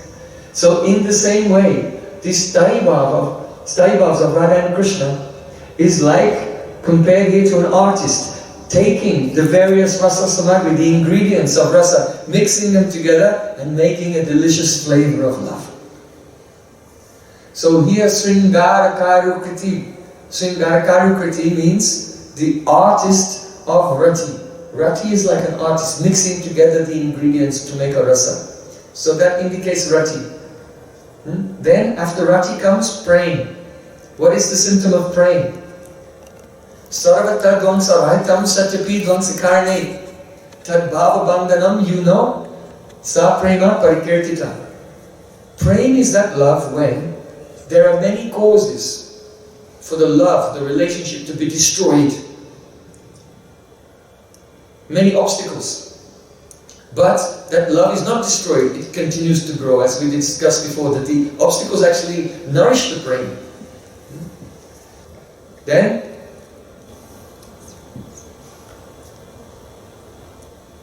so love is that which, obstacles are there, but it's never destroyed. So here it says, Radhaya bhavetas cha. It means, Vrindadevi saying, you and Radhika, the love of you and Radhika. So because Vrindadevi is describing the meeting of Radha and Krishna, it indicates praying, because Radha and Krishna should not meet. Absolutely not. She's the daughter of Vrindavana Maharaj. She was married to the Abhimanyu, Ayan Goshin Javat. And Jujila and Kutila and all, they strictly forbid any association with that notorious boy, the son of Nanda Maharaj. Actually, they also love Krishna, but they have to play their role as guardians to make sure that their wards are always on the straight and narrow path. But they also love Krishna, even those who seem to be against him in the Lila. Because, in Ayurveda it said, if a young boy becomes active in a romance when he's too young, he will not develop his strength and intelligence properly. So Krishna is quite young, so they're always very careful that he will not meet closely with any gopis because they care about him. So here we're discussing that there are many obstacles. Jujila, Kutila, what to speak, all the Gurujan, all the seniors, the Vedas and all society, they're against Radha Krishna's meeting. So this love has obstacles, the love should be destroyed, but still they're meeting together. So Radhaya Bhagatascha, Krishna, you and Radhika, you are meeting, this indicates prem. So Rati, prem, then Sneha, affection. What is the symptom of affection? When the chitta becomes so completely liquefied that the slightest contact with the object of love causes the tears to flow from the eyes. The heart is so completely melting. So Radha Krishna, Radhaya Bhavatascha Chitta Jatuni. Chitta means the chitta of Radha and Krishna is like a jatuni. That is like the lac which is being melted by the artist. So Chitta Jatani Sweda Vilapya Kramat. Here Vilapya means melting. So here the word melting indicates the stage of sneha. When in the stage of praying the heart is melted, but in sneha it becomes more liquefied. The chitta is even more liquefied. So Vilapya, the melting of the heart, indicates the stage of sneha. Vilapya Kramat. Kramat means it's melting slowly. Now, usually when sneha comes, if Radhika will see Krishna or even hear something about Krishna, heart will just melt with sneha straight away. So if her heart is melting slowly, just like lac is melted slowly by the flame of an artist, what does that indicate? That she's upset with Krishna.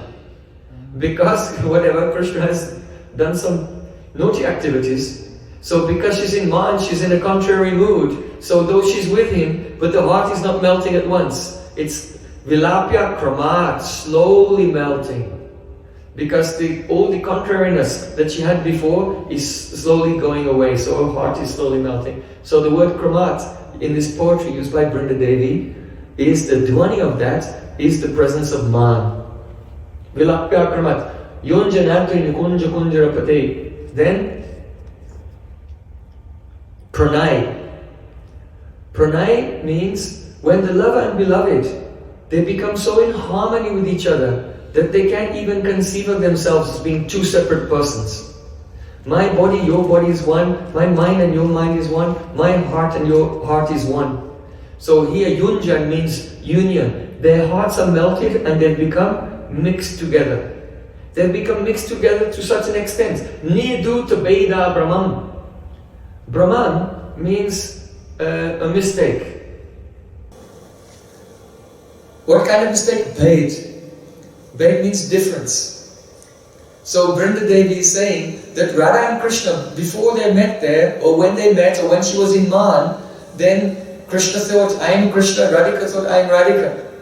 But now their hearts have melted together and they've come in the state of pranay. Niduta bheda-abheda-tattva. Niduta means washed away.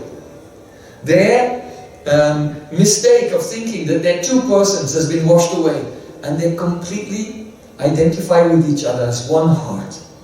So that indicates pranay. So, what did we discuss? Rati, Prem, Sneha, Man, Pranay, Rag. So here, Yunjan Adri Nikunja Kunjarapate. Oh Krishna, you are like a Kunjarapati. That means the king of elephants. This metaphor, poetic metaphor, is used often for Krishna and sometimes for Radha Krishna both. And the sense of it is that an elephant does whatever he wants. It's completely swachanda. No one can control. So Krishna is called Kunjarapate because he does what he wants. He's a Nayaka. Nayaka means hero, but literally it comes from Nayati. Nayati means he leads. So when Radha and Krishna meet together, then Krishna, he is leading the play. So he is Nayak and Radhika is Nayika. She is led by Krishna. So Krishna is Swachand, as he likes he does. But when they Niduta bheda-abheda-tattva, when they forget everything and they become like one, then Radhika becomes Swachand as well. And then Radhika, she does whatever she wants. Not led by Krishna. She can lead Krishna even. And this is why Rupa Goswami said, Vrindavana viharatu hi akeli kunje matha dvipa pravara kautuka vibramena. Oh Radha and Krishna, you two of you, you're both like elephants, right? So here is only Krishna. But there, you are both. There's so many dhvanis in this beautiful poetry. So Yunja Adri Nikunja. But this elephant, Vrindadevi is saying, you're meeting where? Adri Nikunja. In the Nikunjas, the very solitary groves. In the Adri, in mountain, Giraj Govardhan. So the implication here is that Govardhan is quite far away from the village. It's a long way to go. And then with soft, bare lotus feet, you have to climb over so many rocks to come to a secret, inaccessible kunj to meet. But happily, Radhika and happily Krishna, they undergo all this difficulty, so it indicates Rag. Because what does Rag mean? Dukkha apyadikam chitte sukena tvaiva rajyate. That stage of love when those things which would ordinarily be a cause of pain to the heart, actually the heart becomes completely dyed through with the feeling of joy. The misery is turned into joy. If it affords a chance to, please one's beloved. So here, Adri Nikunja Kunjarapate indicates the difficulties that Radha Krishna go through to meet joyfully because their prem has come in the stage of raga. So, Rati, Prem, Sneha, Man, Pranay, Rag. Now, Anurag. Here it says, in the last line, Duyo bin avarag ingal barai. The artist melted the two hearts together and then added the vermilion. So that is to make the red fresh, very bright and fresh. So Anurag is the stage of love where the object of love is experienced nava, newer and newer at every moment, and the love itself is experienced nava, newer and newer at every moment. So because the artist is making the red color of the lac, which is naturally red, very bright and fresh. It indicates anurag. So then anurag, all these are the stages of love leading up to Mahabhav. They've all been described, how they're present here.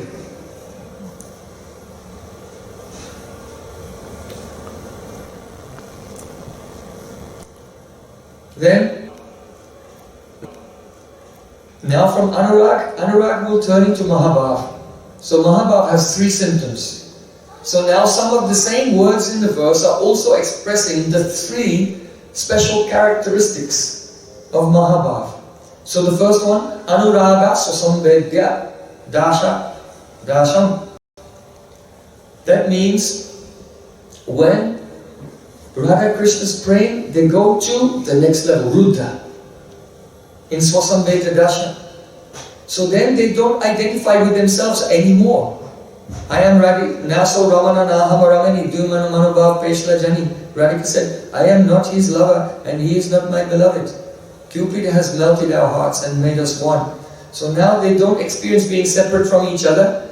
That is the symptom of not only in one sense pranay, in the stage before Mahabhav, but now in a more intense stage, in Rudra Mahabhav, where no other object, no other experience can enter into their consciousness except for each other, but they don't even identify with themselves, but it's as if they are seeing themselves.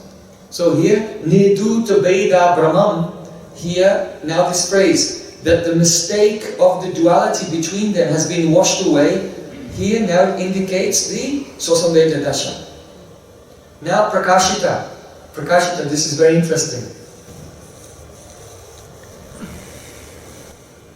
In this verse, defining Mahabhav, there is one word of Rupa Goswami said, chet. It means if.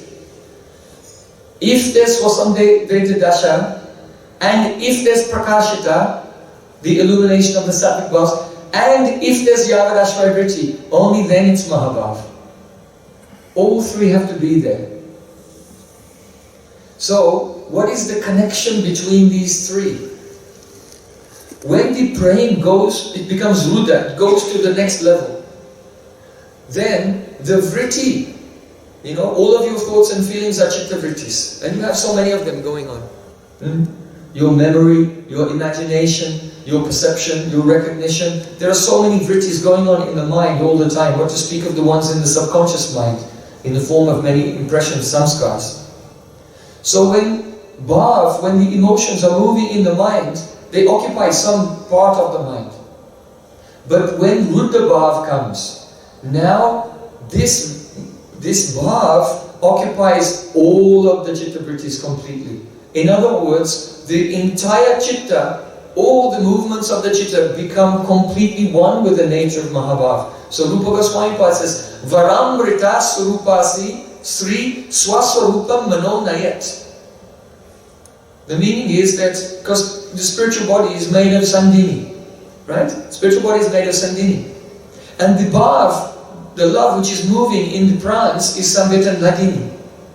Now this Bhav which is moving in the Chitta Vrittis has taken over all of the Chitta Vrittis completely, and the mind, Mano Nayat, Swaswarupam Mano Nayat. The entire, if you like, subtle body.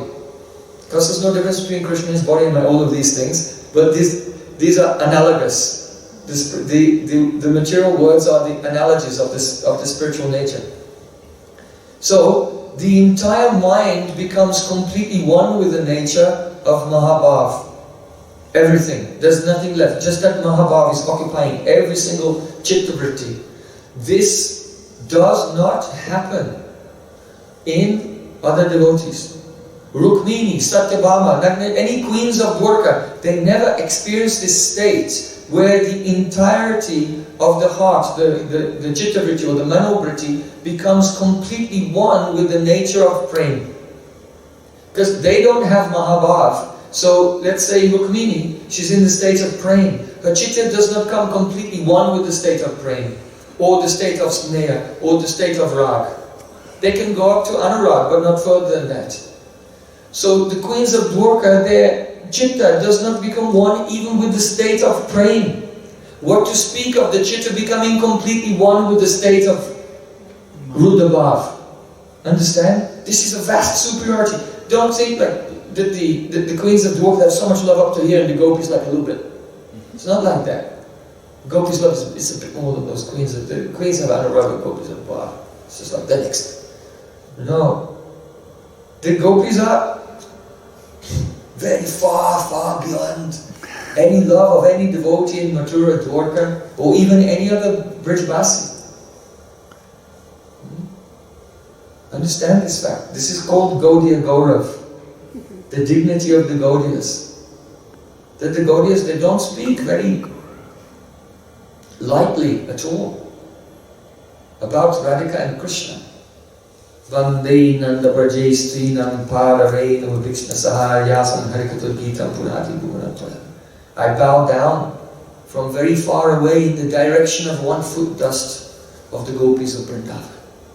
This is the dignity of the subject matter. How great it is. How high it is. Really, we're not qualified to even think of these things. But when greed is there, sometimes you do things that you should not do. But still, the Gaurav, the dignity, the greatness of this praying, unless one hears the glories of Gopi's love, then you cannot imagine how really glorious they are. So in the state of Vrindavana, then the Swaswarupa Manonayat, the entire consciousness becomes bhavita, completely immersed, completely one with the state of Samvit and Ladini in that stage of Mahabhav. And the result is that because the entire mind of Braj Gopis is bursting with the vritti of Mahabhav in their pran, it overflows. And so then, it overflows and goes throughout their entire bodies, because your pran goes throughout your whole body.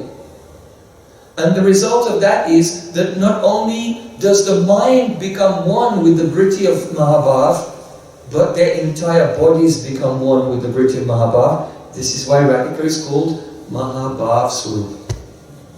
Mahabhav Swarupa Sri Radha Thakurani. This is why Krishna wants to embrace Radhika. Krishna is not kami, he's not lusty. Krishna is praying, he only wants love. But the thing is, the entire body of Radhika is made of love. Due to the appearance of Mahabhav. So Mahabhav Swarupa Sri Radha Thakurani. But it does not end there.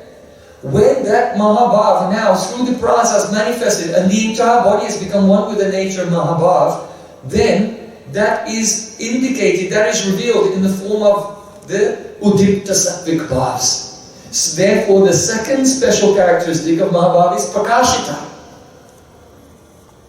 That 5, 6, 7 or even 8 of the Sattvik Bhavs, becoming stunned, trembling, hair standing on end, perspiration, fading of the color, choking of the voice, they're coming all at the same time in a highly inflamed condition. You see, you can say, Jaya Jaya Radha Krishna Yuga Milan, Radha Krishna together. But the Rasik Vaishnavas, when they hear Radha and Krishna, the sound is Radha and Krishna. Yuga Milan, they experience them coming in together and they experience the Prakashita. Not only Radhika is Prakashita, Krishna, Yayatama Prabhadente, cannot fully display, but to a degree. Krishna becomes Prakashita as well. His body becomes influenced by the Radhika's presence, and Krishna has the Sattvik Bhavs also. So Prakashita. So where in this verse is the second, we're discussing now the 3 special characteristics by looking at the verse again in terms of the 3 characteristics. Prakashita. So here it's indicated by Swedaya. Sweda means by perspiration. That the artist of Sringa Rasa is melting their hearts using the flame, the heat of Radhakrishna's own perspiration. So that indicates the second special characteristics of Mahabhav, Sweda, that is Prakashita. Prakashita is indicated by the word Sweda, means by the heat of Radhakrishna's perspiration, their hearts are slowly melting. Then, Yavadashvayabriti. Yavadashvayabriti means it doesn't stop there. Not only does the mind become completely one, Ananda Chinmaya Rasa Pratibhavitavi. Bhavita means completely infused with Ananda Chinmaya Rasa. In the Brahma Samhita, this is the meaning of that verse of Brahma Samhita. Ananda Chinmaya Rasa Pratibhavitavi. In Ayurveda, there's one technique to make medicine very strong. If you have the amalaki, it's very dark, it's strong in vitamin C. So you can make powdered amalaki. But you can make this powdered amalaki even stronger by taking amalaki juice and then soaking the amalaki powder in the juice and leaving it to soak up all the juice. So that's called bhavana. So you do that, then it becomes stronger. But then when it dries, you get some more juice and put the powder in the juice again.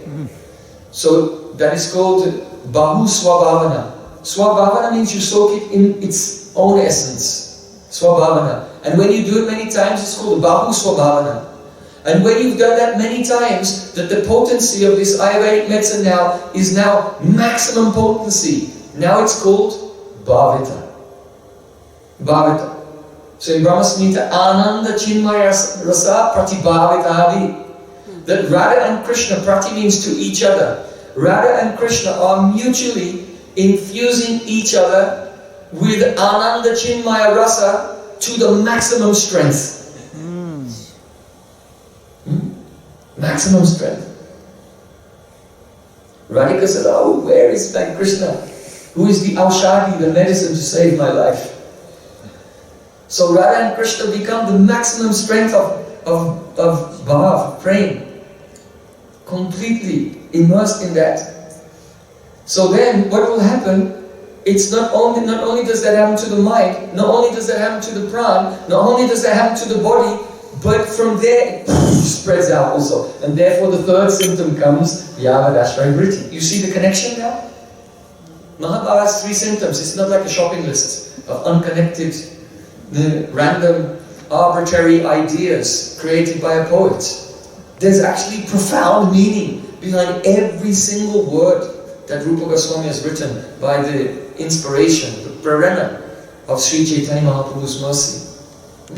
So then the waves of the love emanate out, and unless and until the mind becomes one with Mahabhav, unless and until it spreads and the whole body becomes Mahabhav Swarup, then this Yavadashvayabriti will not take place. And therefore Yavadashvayabriti, the spreading effect of the waves of Bhav doesn't take place in any other devotees. Not in Dasiras, Sakyaras, Vatsalyaras, not in the queens of Dwarka or anyone. This is these are the Vaishishtyas, the specialities of Madhurasa. These are just a few of the specialities. There's so many. So many. So here, that has been indicated in the poetry, that the artist has decorated the palace of the universe with the fresh anurag of Radha and Krishna, causing everyone to wonder. That means when Radha and Krishna meet, then the Sakhis are there. They see this, and they're very affected by it. They are struck with wonder. But not only that, Brahmanda Hamyodare. Brahmanda means the universe. Hamya means a palace. And the Odare means inside. The inner palace of the entire universe becomes beautiful, and everyone in the universe is struck with wonder. Because that's one of the aspects of Yavadashvayabriti. Brahmanta Shobha Karita, it disturbs the entire universe. But it especially disturbs the Sakhis who are very close to Radha and Krishna, because they become permeated by their love and they taste something of that. So, Srila Bhaktivinoda Thakur is saying, Bhakti Vinoda Sakhi Parisukha Vashi.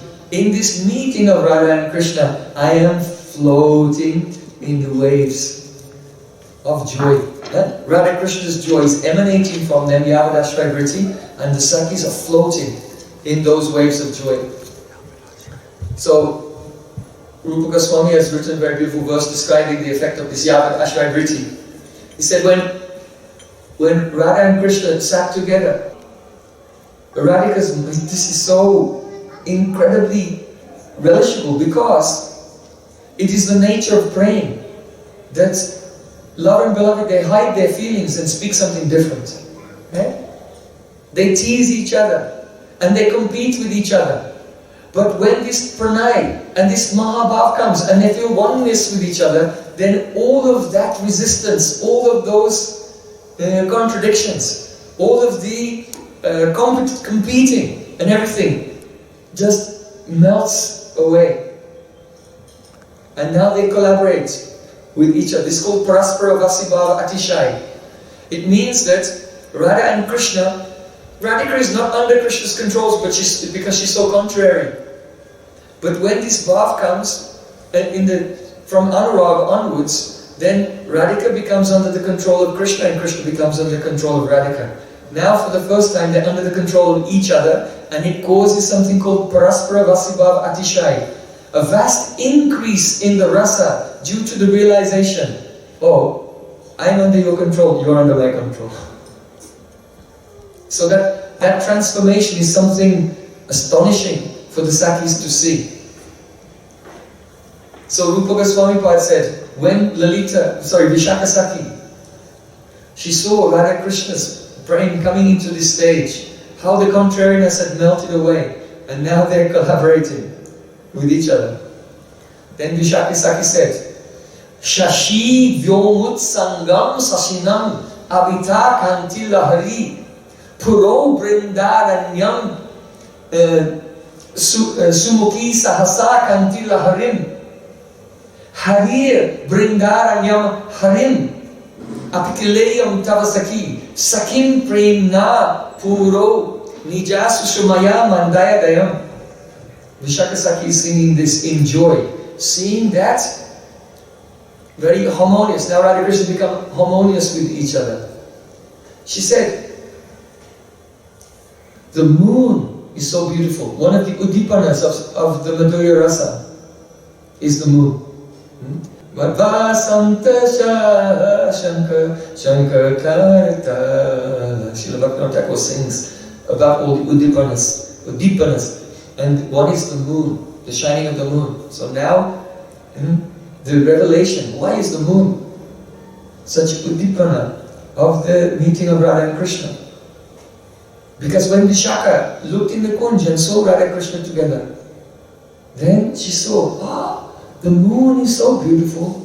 It is decorating the sky. Shashi Vyomut Sangam, and making the sky more beautiful. Shashinam Kantila Harim. But that moon is made more beautiful by its chandrikas. There's a glow emanating, waving from the moon, making the moon look more beautiful. And those waves of the luster emanating from the moon are shining onto the forest of Vrindavan. Puro Vrindaranyam Sahasa Sumati Kantila Harim. And the forest of Vrindavan is beautified by the waves of luster coming from the moon. Hari Vrindaranyam Harim. And Hari, see, Krishna is here. And see, Krishna is glowing. Why? Because he's having the experience. The Prakashita, his sattvic bhavs are coming. And Yavadashray Vritti, his bhav is also spreading. So see, Krishna, the waves of beauty are coming from Sri Krishna and making the waves of luster coming from the moon more beautiful. And also illuminating the forest of Vrindavan and making the forest of Vrindavan more beautiful. And then Sri Krishna, Sakim Prema Puro Nijasa Sumaya Mandayadam.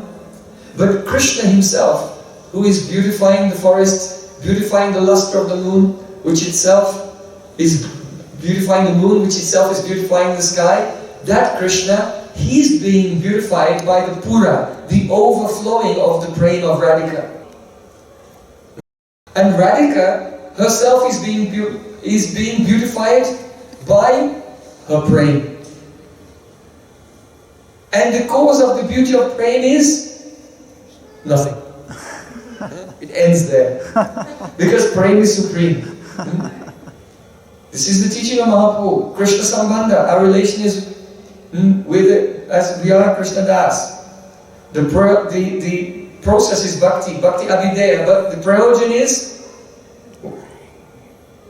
forgotten. Prem! The prayojan is Prem.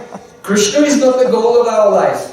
Radhika is not the goal of our life. Radha and Krishna is not the goal. The goal is Prem.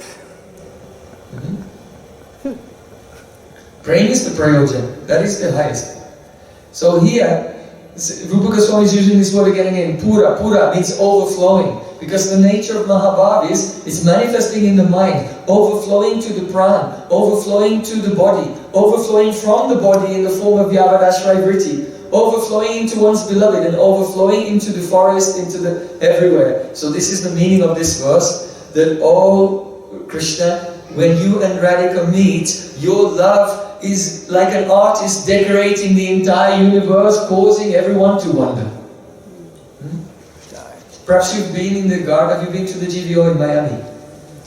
They have a very beautiful fountain in the garden. You may have seen those fountains where the water sprays up like that and it's caught in like a little pond, and then that overflows and there's another tier with another pond beneath it, and then that fills up with water, and then that overflows and it's caught in the next one. So it's a multi-layered fountain where each one is overflowing into the next one.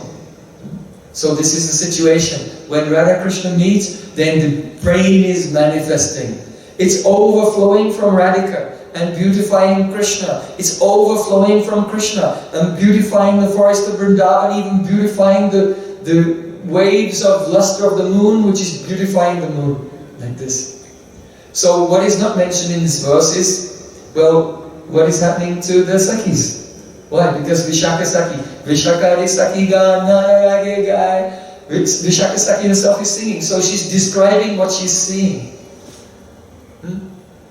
So it may be that anyone else somewhere in the universe is not seeing the beauty of the universe, but Vishaka is seeing everything, the entire forest, the entire sky, the entire universe and the moon. Everything is beautiful. Why? Because she herself is being, that is the Dwani, it's not there directly in the words. She herself is floating in that Prem due to Yavad Ashray Vritti.